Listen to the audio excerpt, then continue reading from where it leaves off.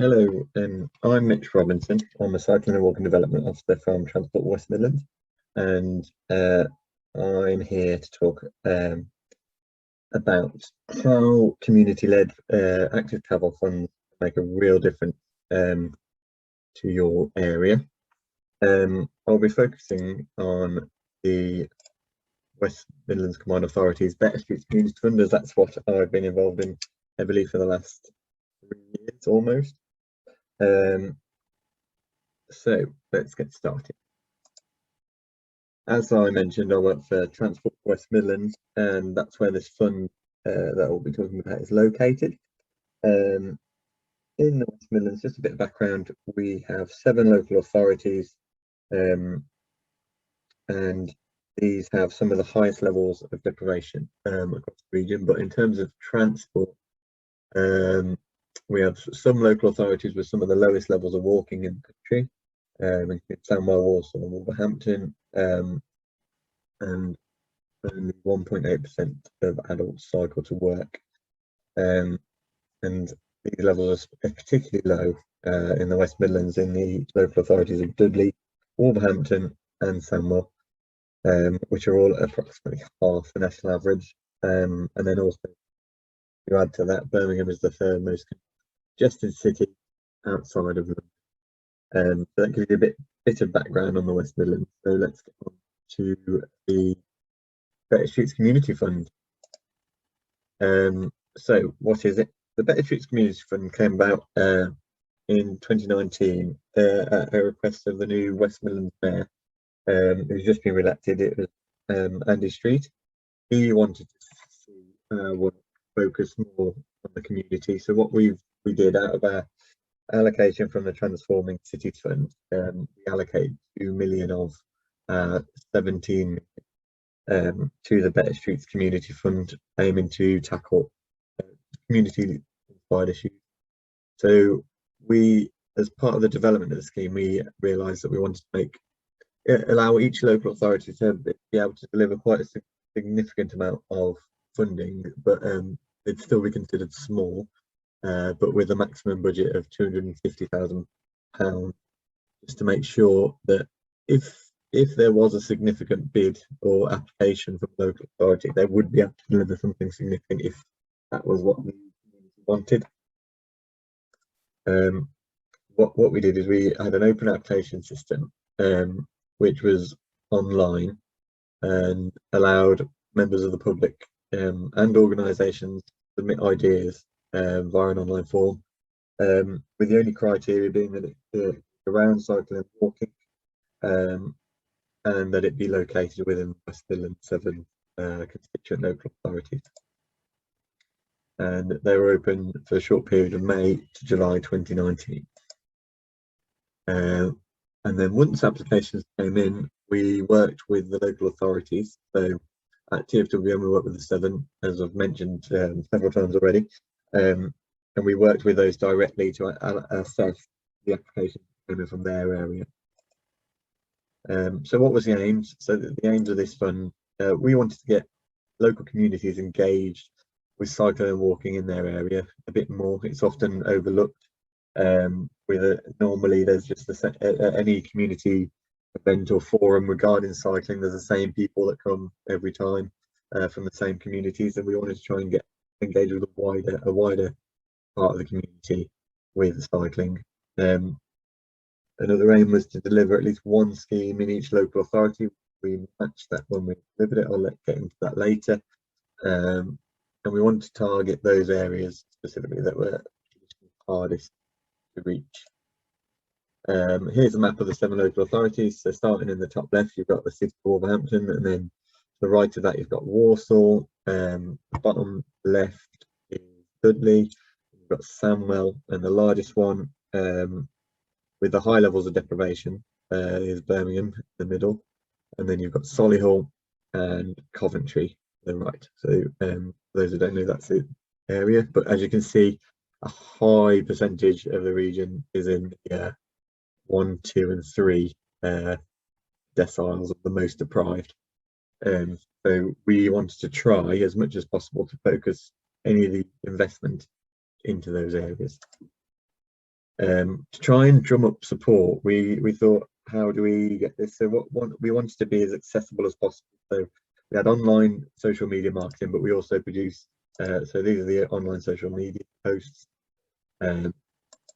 We just wanted to make it as simple as possible for people to find us. So these are digital screen events. So on the left, that was for social media stuff, and then this was the digital screen. So for bus stations, train stations operated by TfWM, these posts were coming up so people could see them on their day-to-day travel.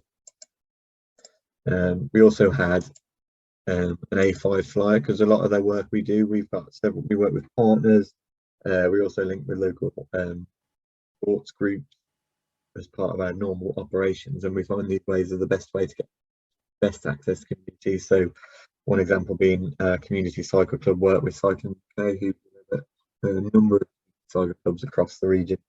We allocated a number of flyers to each of those to try and spread it out within the community, get the most information back, and just trying to get the biggest, broadest range of applications so that we could get to see what the community wants. And it was quite successful. We had over 161 applications across the region, the vast majority being from Birmingham with 80, so virtually half, but we had more than 5 applications from each local authority. That was by the end of July, so that was within 2 months, maybe just over 2 months. And we managed to get over 161 applications. The reason why Birmingham had such a high number, firstly, it does make up 40% of the population of the West Midlands, but I think also there's been over the past 10 years there's been significantly more investment into Birmingham's cycling and walking infrastructure and supporting measures compared to the rest of the region, meaning that it's a lot more activated. So they seem to, they're already established, which is one of the reasons why we hoped to ensure that there's funding was spread equally across all of the local authorities, because we wanted to try and build those inroads into local communities more, if we could, in those areas where we haven't invested as much or been able to invest as much in the past. So here is a summary of that, the applications by local authority. As you can see, 80 from Birmingham and the rest but it was fairly evenly spread across the rest of them, which is quite interesting. So it depended on the promotion and who applied. But that was quite an interesting and then the type of application, I think this would be more interesting for everybody. This has the type of things that people ask for. So there's quite a variety, some overly ambitious. For example, they wanted the entire canal network to be painted blue, the towpaths on there to match the segregated cycle routes, but that would have been a very, very expensive job. But there were other things that were more not in suiting with the ambitions of our scheme. But one of the major ones was crossings and speed and improvements there. That was one of our ones that we found quite a key application. But traffic calming, speed restrictions, and traffic signals at junctions quite high, and then also generic crossings, pedestrianisation, and cycleway and footway improvements. That's quite a big draw. Over almost half applications came from there.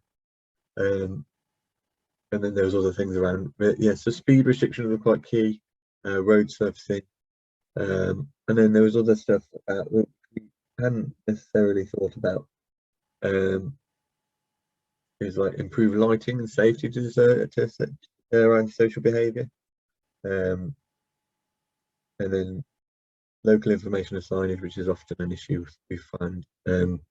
But quite a wide variety, and I've summarised. These were summarised down, so they're quite. These would be, the actual list was much more diverse, but try to, and even this list is a bit long, but we try to whittle it down to make it a bit more presentable on a graph.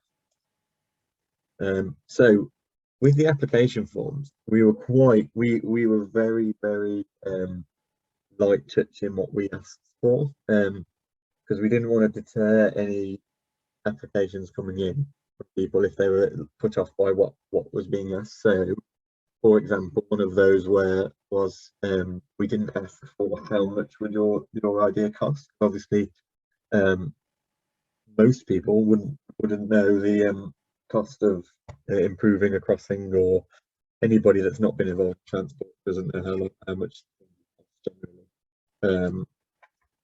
And if it were, it would be an estimate, and as you know, even experts that do predict costs, it often that without any investigative works, there's no chance of actually knowing the final cost of any works. So we've been so what we did is we just asked for how it will benefit the community, a short description of what they want and where it was, and also what we wanted to try and get from people is who supports the project, and trying to get like maybe organisations. So for example, if you see on the second row of here, this person had obviously been in touch with the local primary school and also the Friends of the Park there, and also been trying to speak to, I think they're referencing here Living Streets, which is part of their work, and then you've got below. So we wanted to try and see with the applications that it wasn't just an individual selecting what they wanted, that they needed to try and get out and speak to the local community before they submit their application, or at least try and gather some support.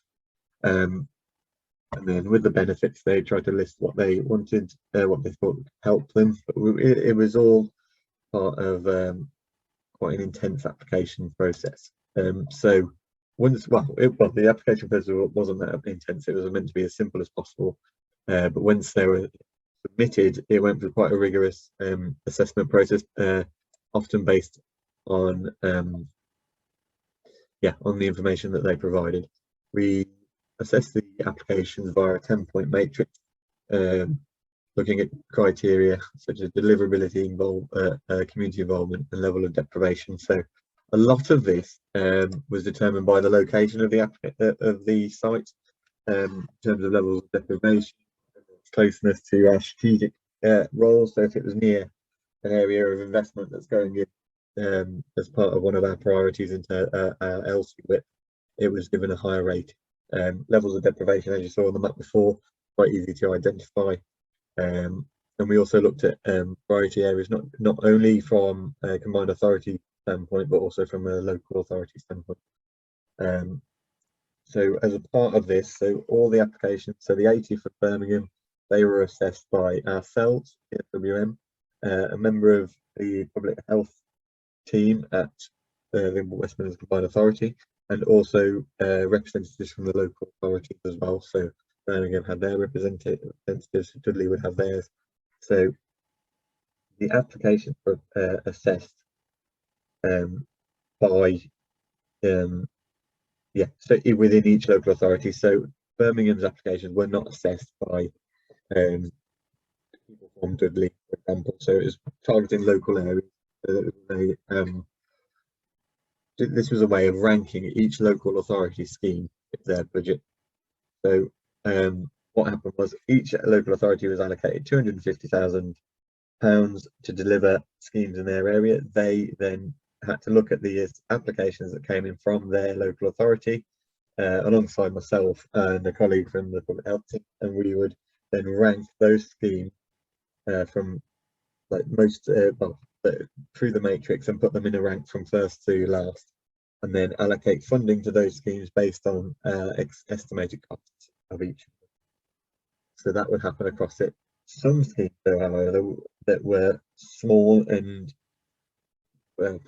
quick to be delivered, were given a special pot of 100k on top of the allocations to the local authority, and these were called small measures. So these were meant to be the small things such as cycle parking, parking buddies. These were things that could be delivered quickly, and to show the improvements of the scheme. And the picture on the right is the first allocation of money to all the social clubs for £10,000 to deliver cycle parking on the high street of Aldridge village. And their application was particularly impressive because they were open about their desire to encourage people to cycle more to the village, get people into the town. So this new cycle parking will be outside the edge of the social club, but that would be which is directly accessible from the high street. So that's quite an exciting one. And there's Mayor Andy Street on his Brompton. They're promoting the event. So what projects did we actually fund? So we had 31 projects in total that were taken forward out of the 160 applications.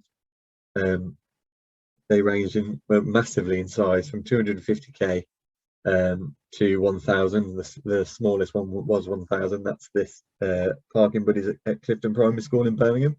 We delivered 6 parking buddies to help prevent pavement parking at school drop-off times. They're still being used today. This was launched in January 2020. So, and this links in widely with the other work that we are doing as part of the as part of TFWM's efforts to improve cycling and walking. And this school is one of our active living streets schools, as you can see. And all of the projects, including the largest ones, will be delivered by July 2022. The initial end date was August 2021. However, COVID had a massive impact on local authorities' capacity to deliver, when we've had to extend several other projects. So let's do some examples of what we're delivering. So Soho Road in Bloom is one of them. This is a busy high street in Birmingham, and we have supported the Soho Road in Bloom project with providing additional planters to prevent pavement parking again, and also improve the air quality for the residents there. And we granted them £8,000 to extend their planters across it. This is quite a community initiative. They have community planting days where members of the go out and top up the planters when winter and in summer, and that's quite an exciting scheme to see delivered. Another different type of scheme, also Rugby Club Activity Centre. This was an application to launch to resurface part of the Rugby Club area to provide a cycling activity centre, while also installing two containers, one for bike storage and one as a workshop.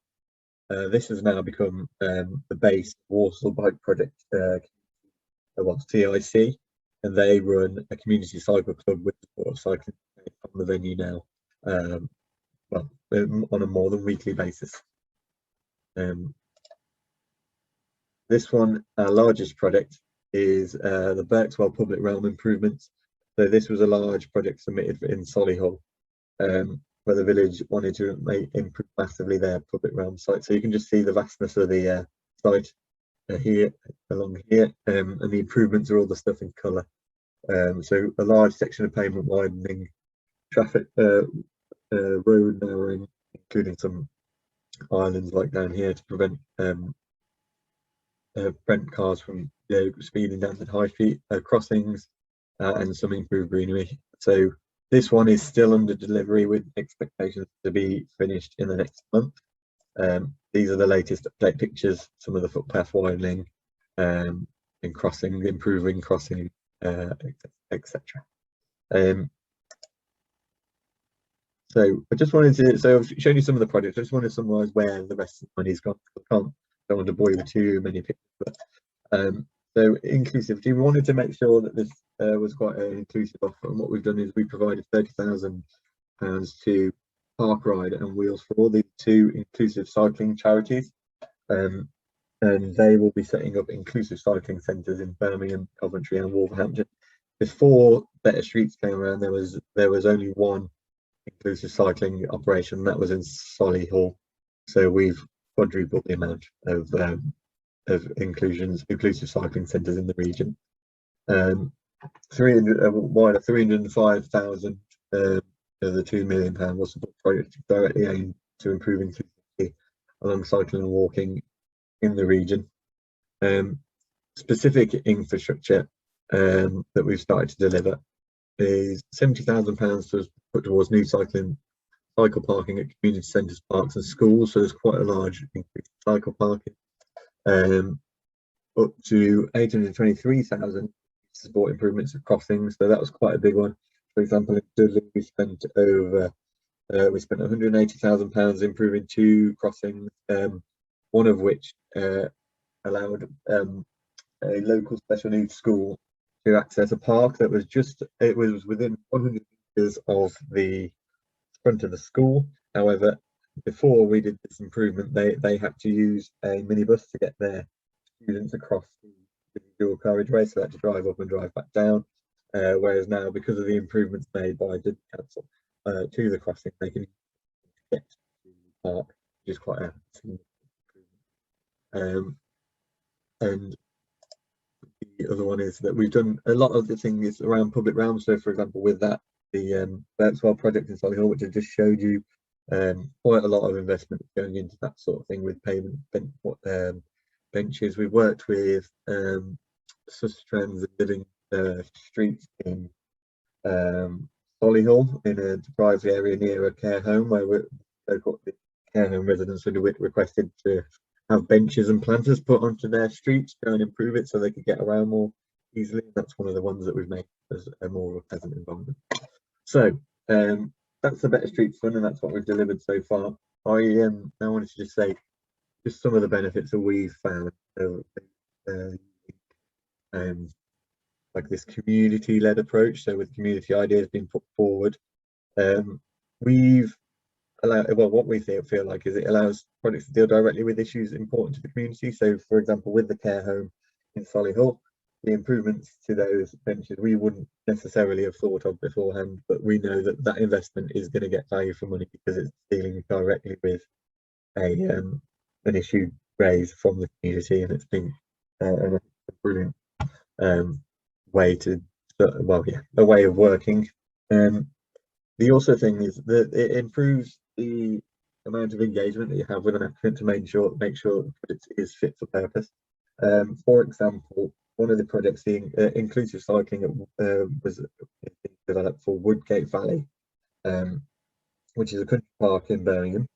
The paths at the moment were gravel based, and we wanted to improve them to make them more accessible. Well, somebody wanted it to be improved to make it more accessible for people using cycling bikes. So those are adapted bikes, not necessarily they'd be trikes or side-by-side bikes, which are quite wide. As a part of that delivery, there was regular engagement, and the initial plans for the improvement only improved the surface so that they would be a better, well, more stable surface, so it would be easier to cycle on.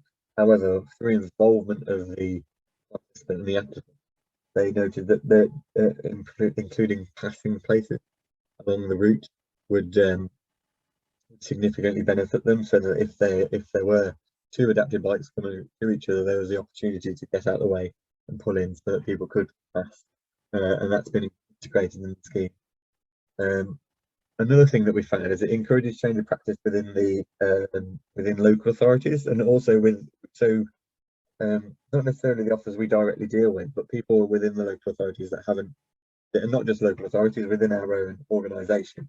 They're not used to necessarily to delivering small projects and working directly with the community to deliver them.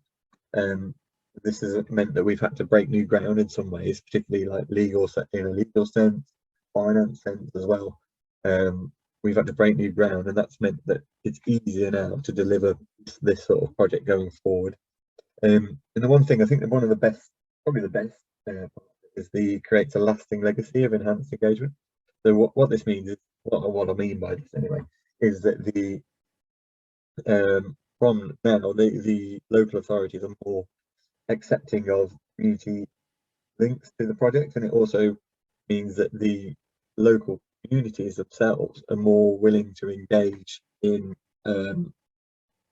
local forums, in any questions we might have if we want to try and ask questions like surveys. For example, we use Commonplace, and we found that it's started to be more since we've used Better Streets, so we get more people engaging with that and suggesting ideas. It's quite an interesting way that we've managed to do the work we do. But it's not all. It doesn't come more easy though. There's a lot of issues that need to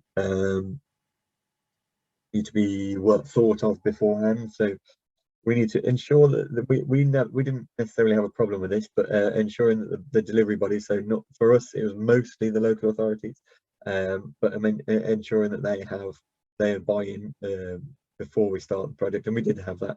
It was really good, but the one thing that needs to be considered is capacity and the ability to have issues. For us, it was a struggle during COVID to get projects delivered, because local authorities who are already under significant stress in terms of capacity had additional duties added onto them. So that meant that projects were stretched in terms of delivery. And this is where it leads into managing expectations, not just so firstly, people on the grounds of communities, when they do start to get involved, they expect things to happen very quickly, and that's not necessarily the case, or not especially with consultation periods adhered to, and also just costs and the cost of doing certain things. So there needs to ensure that there's a management of those expectations for the and the community that are being involved.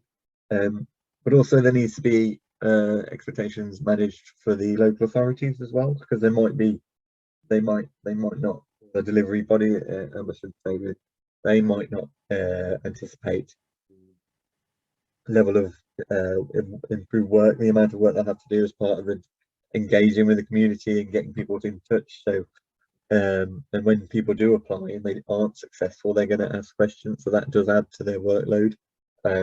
I think all things that need to be considered when you're starting to do a community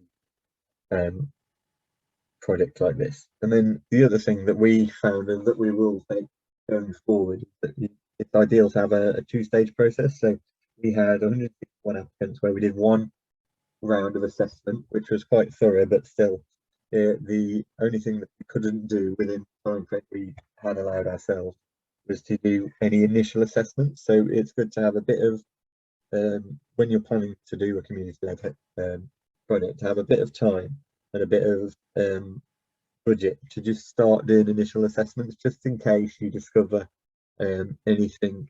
So if you're replacing a pathway, one of our projects, Park, however, it wasn't known at the time when we awarded that beneath that pathway there was there's a very heavy duty gas main that would need to be monitored throughout the process, increasing the cost significantly. So we what ideally we'd have the initial application phase where everybody submits their ideas, we'd rank them, and then take the top few from each local authority into a shortlist.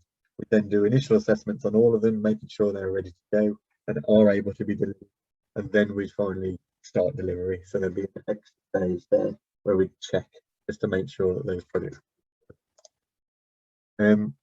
So that's it really. Thank you very much for your time. I'm Mitch Robinson, and here's my email address if you have any questions.